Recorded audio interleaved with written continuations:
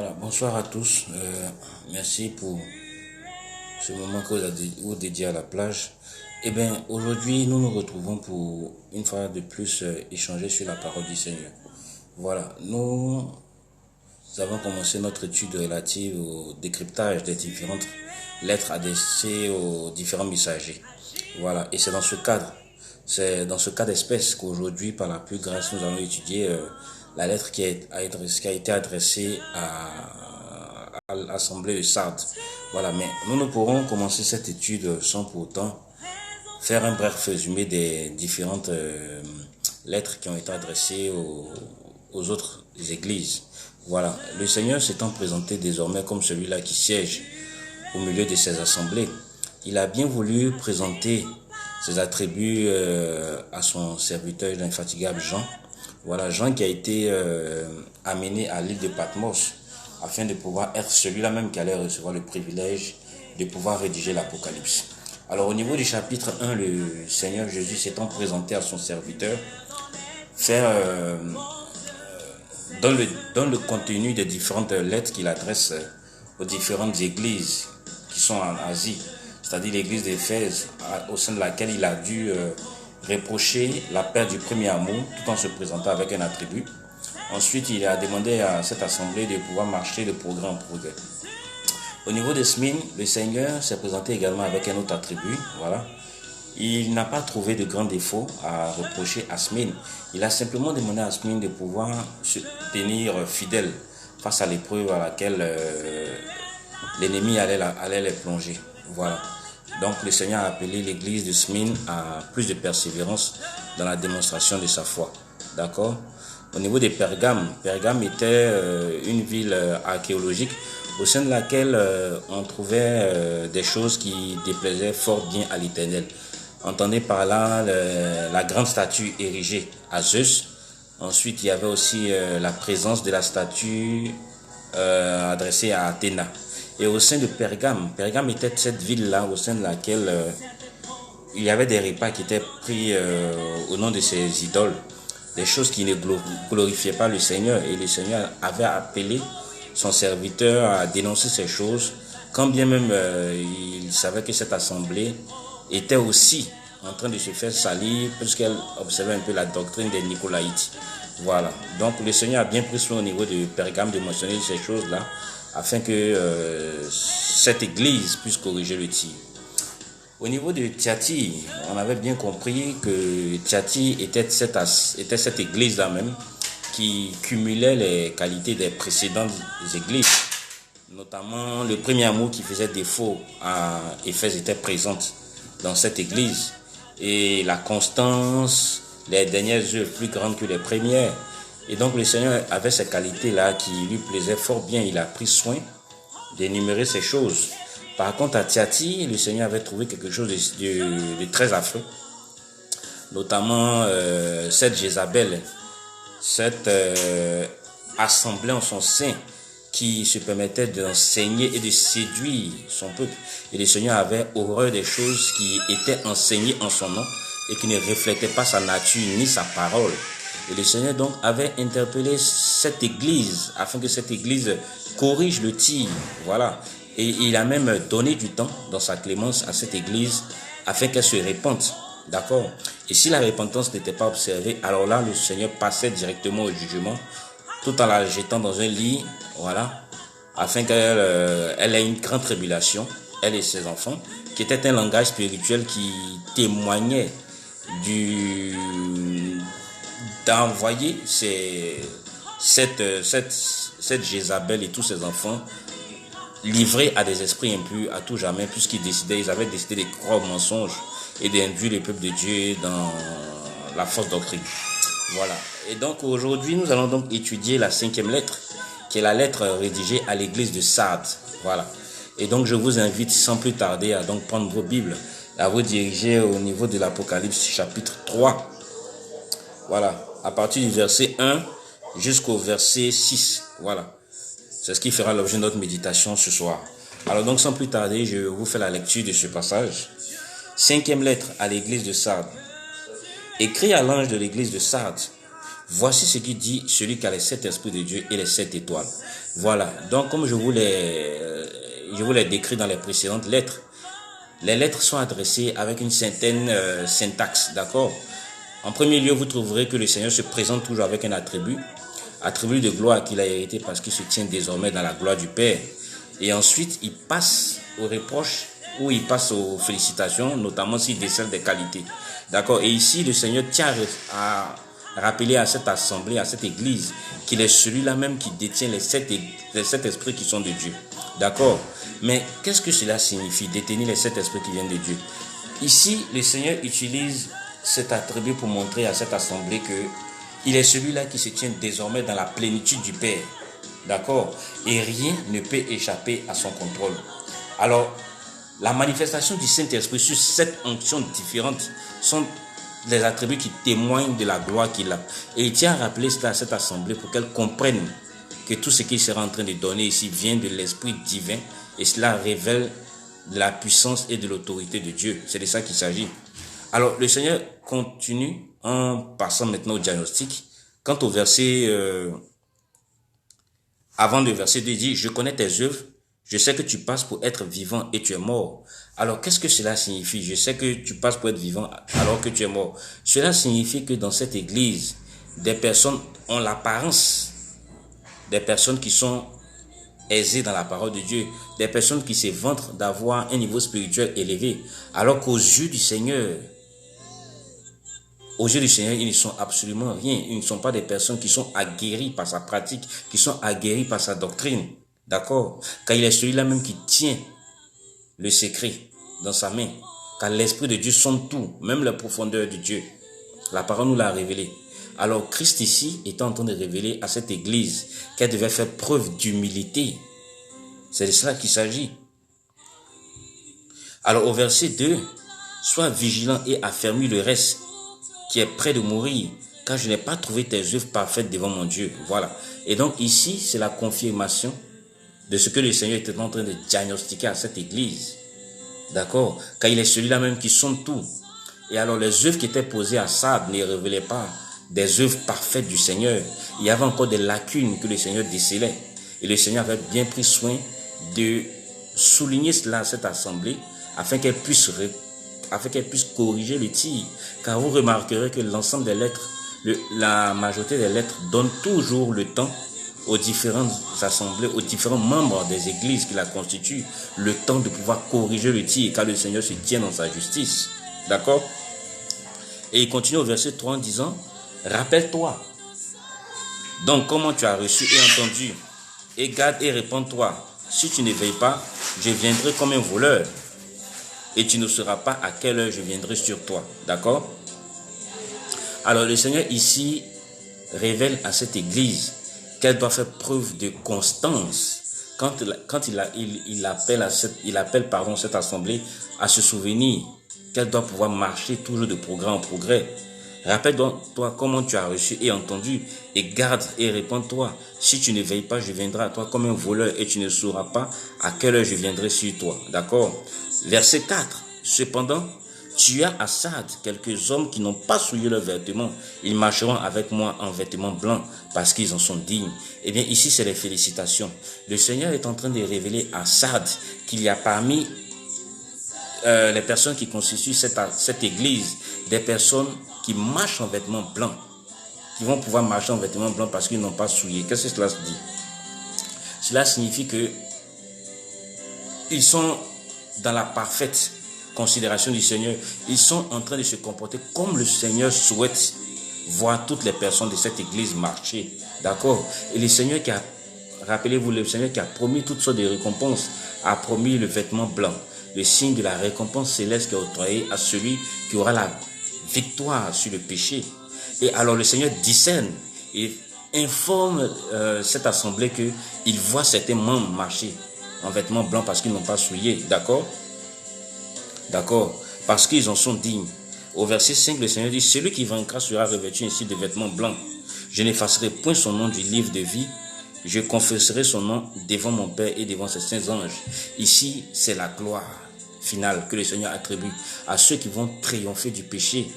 D'accord? Et le Seigneur est en train de faire comprendre aux autres membres de cette église à Sardes que s'ils sont capables de pouvoir corriger le tir, qu'ils vont effectivement recevoir également la récompense céleste qui est le vêtement blanc, et leur nom ne sera pas effacé parce que le Seigneur va pouvoir défendre leur cause auprès du Père.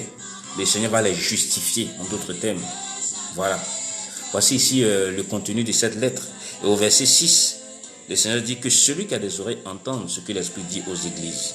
D'accord? Donc voici ici le contenu de cette lettre.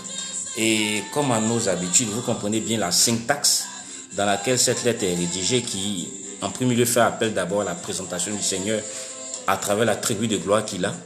Et l'attribut que le Seigneur utilise est fonction du diagnostic qu'il opère dans cette église. Ensuite, le Seigneur passe aux reproches et après aux félicitations, ça dépend. Il peut commencer par les félicitations ou les reproches.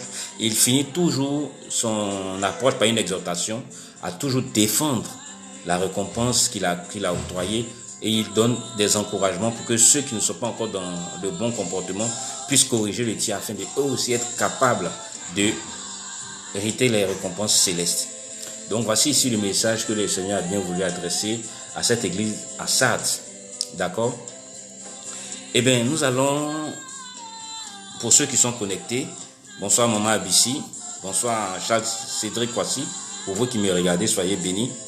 Nous allons poursuivre notre méditation sur le livre de l'Apocalypse et nous allons terminer l'étude des lettres une prochaine fois lorsque nous allons passer au décryptage de la lettre adressée à l'église de Philadelphie, que je vous promets pour une prochaine fois. Mais bien avant, intéressons-nous au 13e chapitre de l'Apocalypse, d'accord? Et je vous expliquerai pourquoi je souhaite que nous en parlions. Voilà. Il faut savoir que le Seigneur nous appelle à discerner les temps. Le Seigneur nous appelle à pouvoir discerner les époques. Et le Seigneur nous appelle à pouvoir discerner les signes avant son arrivée. D'accord? Et aujourd'hui, plus que jamais, l'humanité se doit de se tourner vers les paroles du Seigneur Jésus. Les propos qu'il a adressés, notamment sur la montagne des Oliviers avant son départ. Propos au sein desquels il a donné des signes qui allaient être imminents, des signes qui allaient révéler son approche, d'accord? Et il est important pour chaque chrétien d'étudier ces signes, d'accord? Et ces signes sont notamment l'apparition des faux Christ, les guerres et les bruits de guerre que nous allons beaucoup entendre, les signes dans le ciel, la méchanceté qui se sera accrue, l'iniquité qui allait être sans précédent. Voilà, le Seigneur a donné un bon nombre de lots de signes, d'accord? Et aujourd'hui, il est important pour nous, il est important pour nous de pouvoir maîtriser ces signes afin de pouvoir discerner les temps, même si toutefois nous ne serons pas capables de connaître le jour exact de son retour. Car c'est ça la nuance, nul ne connaîtra le jour exact. Mais à travers les signes que nous allons pouvoir détecter, nous allons pouvoir connaître l'arrivée du Seigneur. Voilà, et donc, j'ai souhaité que nous parlions de ce 13e chapitre une fois de plus, pour pouvoir attirer votre attention sur ce qui s'en vient, d'accord? Et j'ai souhaité que nous parlions de ce 13e chapitre du livre de l'Apocalypse parce que c'est une grande clé de compréhension sur les événements de la fin. Alors, je ne lirai pas tout le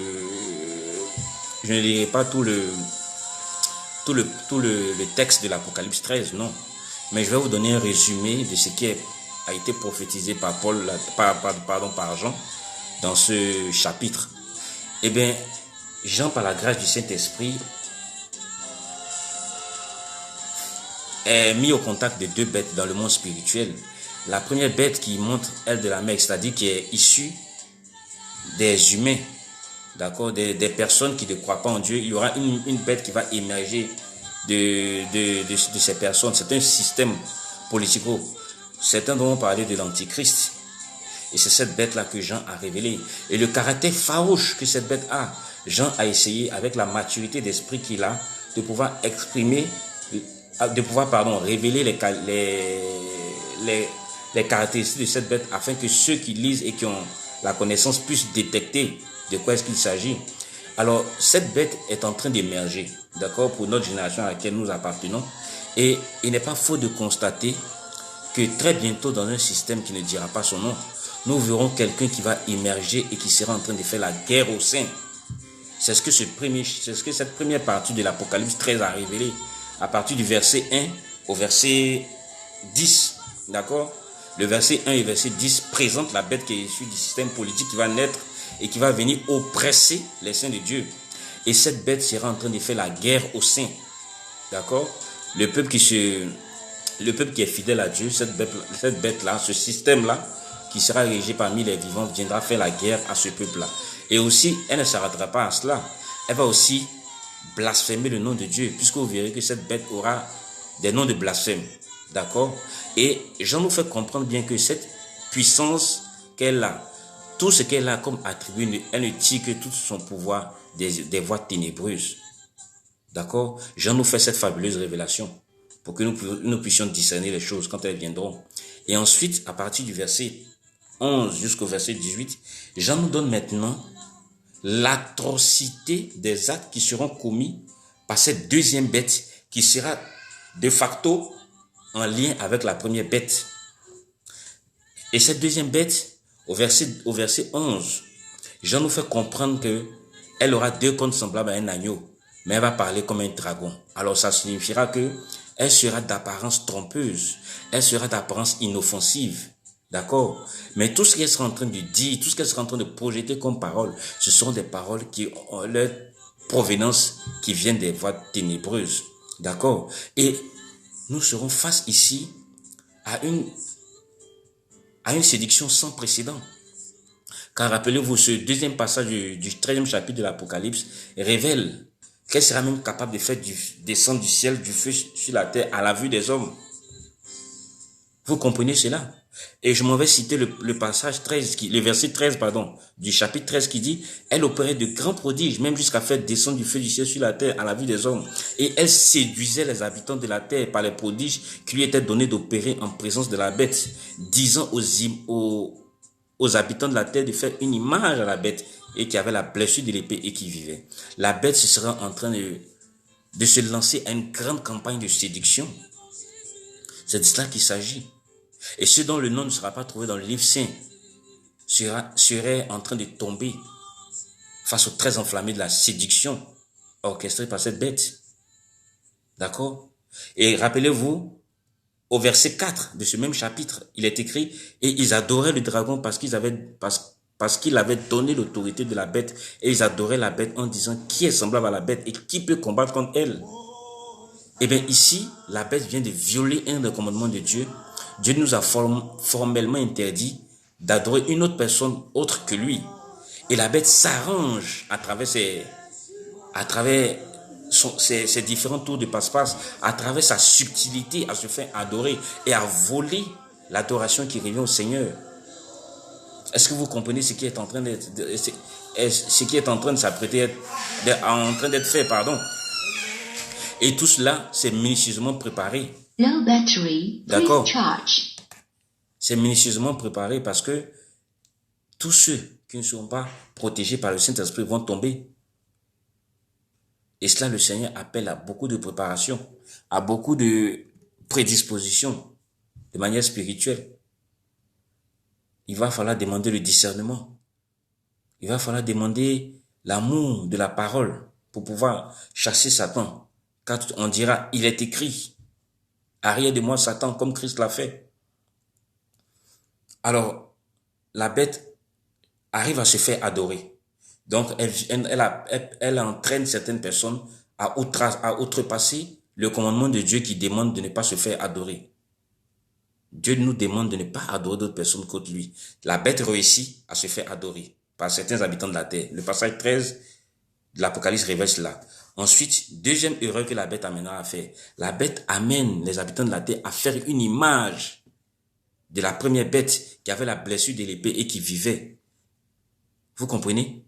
C'est une sorte d'idolâtrie qui ne dira pas son nom. Vous comprenez? Le langage que Jean explique ici, le langage est soutenu parce qu'il parle sous l'infusion du Saint-Esprit. D'accord?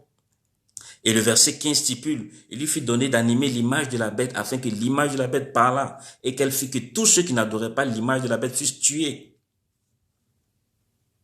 Ça ne vous rappelle rien dans l'Ancien Testament? Ça a déjà été fait. Quand trois jeunes ont décidé de ne pas vouer un culte à la statue du roi Nabuchodonosor, vous vous rappelez de ça? On sera face à un tel événement. C'est de ça qu'il s'agit. Et ensuite, la pression que cette bête va mettre, que ce système va asseoir, c'est de ça qu'il s'agit. Et elle fit, le verset 16, que tous, petits, grands, riches et pauvres, libres et esclaves, reçussent une marque sur les mains droite ou sur le front et que personne ne put acheter ni vendre sans avoir la marque et le nom de la bête ou le nom de son nom. Et c'est ici la sagesse que celui qui a de l'intelligence calcule le nombre de la bête, car c'est un nombre d'hommes et son nombre est de 666. D'accord? Jean explique ici que ce système qui sera assis va entraîner une sorte de dépendance. L'indépendance sera abolie de ce fait. Et ceux dont le nom ne sera pas écrit dans le livre, seront dépendants de ce système. D'accord? Et plus tard, par la force de l'esprit, lorsque nous allons étudier le 14e chapitre, nous verrons bien qu'un ange donne un avertissement à tous ceux qui prendront la marque de la bête. Parce qu'ils vont boire la fureur de la colère de Dieu qui est versée sans mélange dans une coupe. Alors, j'ai souhaité vous parler de la marque de la bête pour que vous compreniez bien ce contexte. La marque de la bête, en plus de l'emprise financière qu'elle renferme, c'est une marque d'allégeance à l'Antichrist qui fera de vous ses disciples dans le culte de l'adoration qu'il est en train de chercher à voler à l'Éternel. Et c'est ce culte d'adoration qui sera volé qui va entraîner la colère de Dieu sur ces personnes-là. Vous comprenez? Ce n'est pas simplement une marque financière qui entraîne une dépendance, non. Il y a aussi le volet de l'adoration qui est volé à notre Dieu. Celui-là même qui est le créateur de l'univers. Rappelez-vous, nous n'avons qu'à lire Daniel 7. Daniel 7 en parle de cette bête, de cette petite corne. Daniel 7 en parle. Qu'elle va flatter, qu'elle va user de tromperie. Et au niveau de Daniel 11, ceux qui reconnaîtront leur alliance avec leur Dieu vont se montrer fermes. Lisez cela, vous comprendrez. Daniel et Jean étaient avertis de ce qui s'en vient dans la fin des temps que nous traverserons.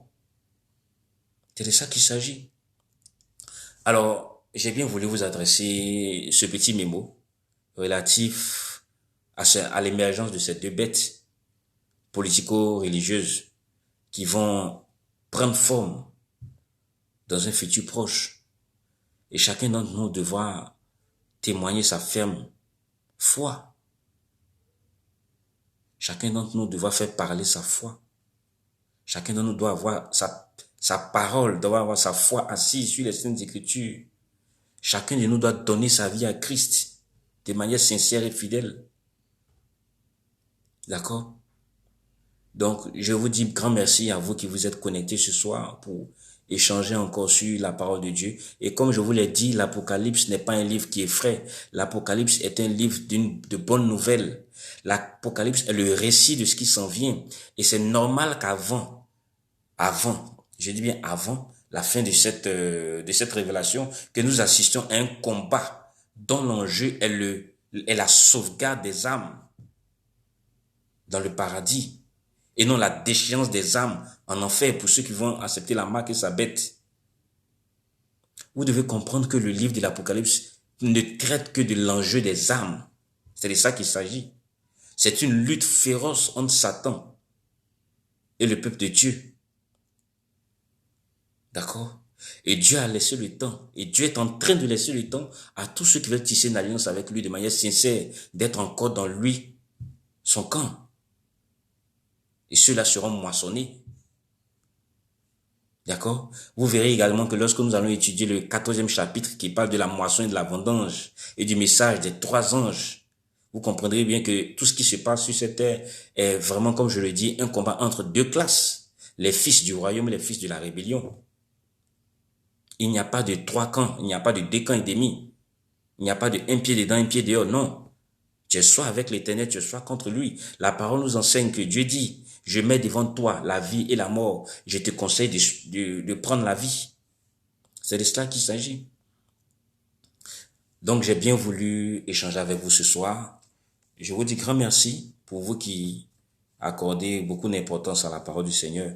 Que le Seigneur, dans son fidèle amour, vous accorde sa grâce, qui vous ouvre l'esprit également et qui mette dans votre cœur sa pensée, qui met dans votre cœur sa fidélité.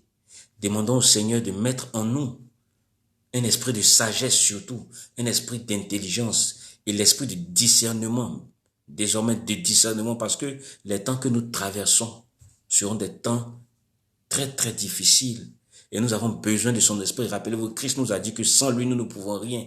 Effectivement, nous avons besoin de l'esprit de Christ qui est l'esprit de Dieu, qui nous permet de passer toutes les épreuves avec beaucoup de délicatesse et de finesse. Donc, j'ai bien voulu partager ça avec vous. Que Dieu vous bénisse. Merci et prenez soin des vôtres. Et comme je l'ai dit, priez beaucoup. Priez avant de vous coucher. Priez également pour ceux qui ont la force de se lever entre 3 et 4 heures. Priez, c'est très important. Ce sont des moments stratégiques où vous positionnez des choses dans le spirituel. D'accord? Et le Seigneur, fait partager sa gloire à ceux qui l'aiment, à ceux qui se prédisposent pour le découvrir. Le Seigneur partage ces éléments-là avec ses enfants. Donc, que Dieu vous bénisse et vous fortifie. Ne prenez pas peur à tout ce qui se passe. Cherchez plutôt à contrario à rectifier le tir avec votre Seigneur et que Dieu vous bénisse dans le nom puissant de Jésus. Amen.